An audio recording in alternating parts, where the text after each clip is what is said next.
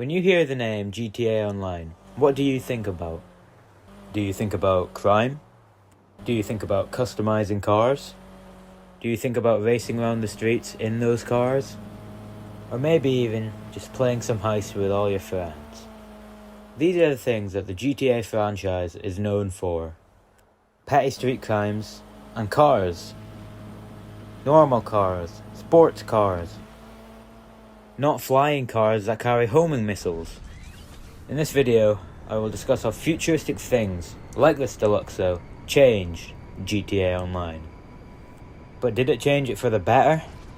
Or for the worse? Before we get deeper into the video, remember to like and subscribe to my channel if you want some more. Let's go! Now, the first way that futuristic stuff changed GTA Online is the weaponry. Throughout the entire Grand Theft Auto franchise, the only weapons that were featured were those that exist in real life. But, as a result of all this futuristic stuff, the weapons in GTA now include a gravity gun, a plasma rifle, a plasma Gatling gun, and a railgun.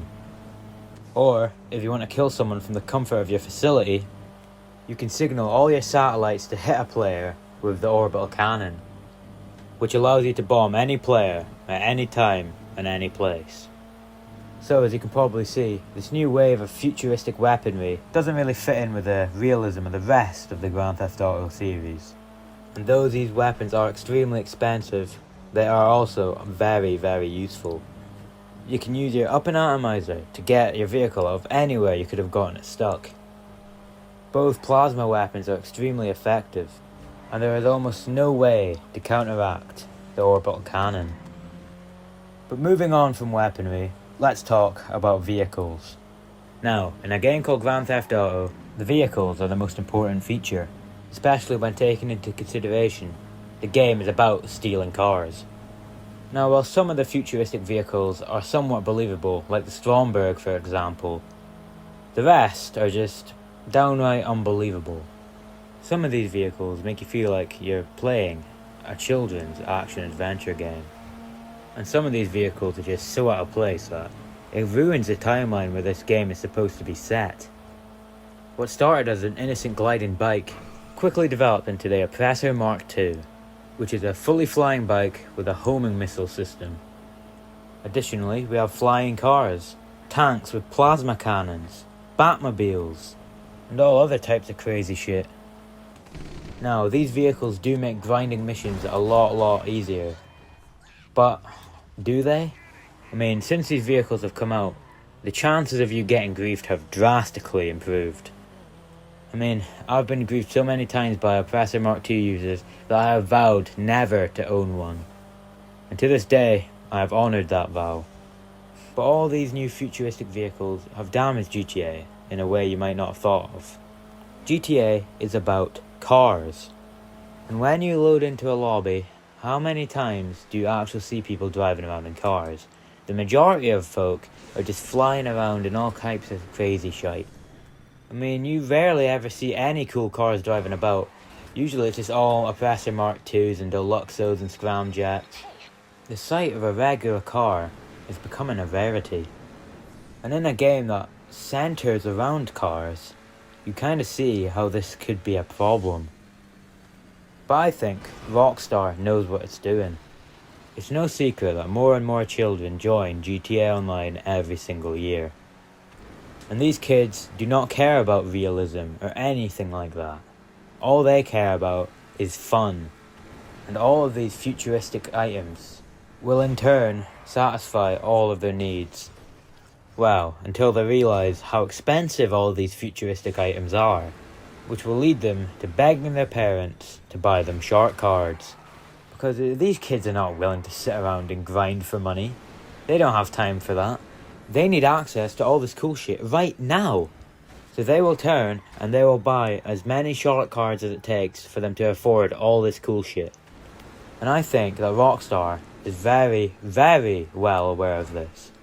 But I don't think it really matters to them, because all they really care about is profit maximization, even if it damages the reputation of their most beloved franchise. And we actually know this to be true, Because a few years ago, Rockstar added GTA to the Epic Games Store for free. And Epic Games' main consumers are all children. And all that led to a bunch of children downloading GTA, a bunch of children seeing all the cool shit, and a bunch of children wanting all that cool shit. And I think that we as a community just need to hope that GTA doesn't follow down the path of Saints Row. Now, the next thing I want to discuss are the missions. And some of these missions are just so ridiculous that it doesn't even feel like GTA anymore. In real life, the biggest crime lords in the world wouldn't go through near anything as much as our GTA Online characters do. I mean, we are constantly bombarded with text, emails and phone calls from people who are trying to get us to do heists for them. And when we accept these missions, we get a long and drawn out dialogue, and then we are sent on some fantastical mission, all while our character stares blankly and says nothing. I mean, the story is closer to something out of Fast and Furious rather than GTA.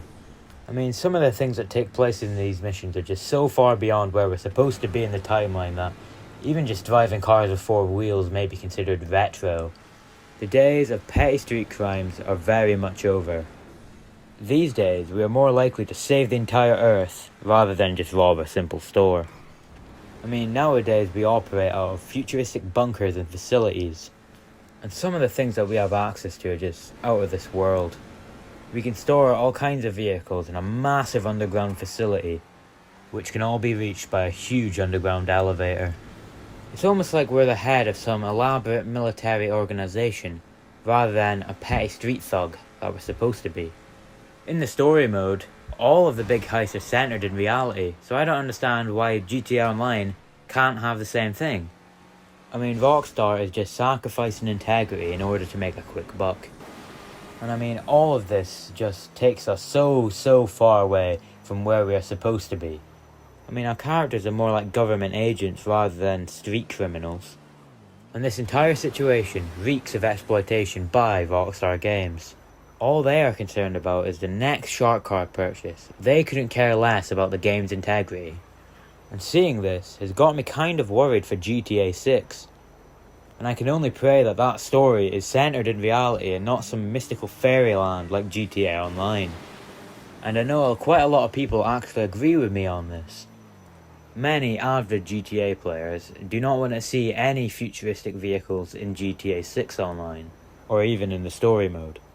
We would all much prefer if the franchise went back to its roots and focuses on the street level criminal that we are all supposed to be. But if Rockstar do not decide to go down this direction and maintain with all these futuristic vehicles, GTA 6 could suffer massively. Having futuristic weaponry and vehicles in the GTA 6 story makes no sense to me, and I hope Rockstar can see this as well. And if they're ever gonna introduce these futuristic vehicles to GTA 6, maybe just wait a few years into GTA 6 Online, and then you can release it to make all the little kids happy. As long as you give us all some time to enjoy the glory days of GTA 6, before ruining it with another version of the Oppressor Mark II, or any other flying vehicle, like the Deluxo for example. All I want is realistic cars and weapons. I feel like I'm really not asking for much here, but it also just feels like a complete shot in the dark knowing Rockstar these days. But let me know your take on the whole situation with futuristic stuff in my comments down below. How do you think they impacted GTA Online? And do you think they will impact GTA 6? Do you think they will be present in GTA 6? Make sure to let me know down below. But before we finish this video, I just want to say we are on the final stretch towards 100 subscribers, and any help in getting me there will be much appreciated. Make sure to subscribe and like this video if you enjoyed, and until next time, I'll see you later.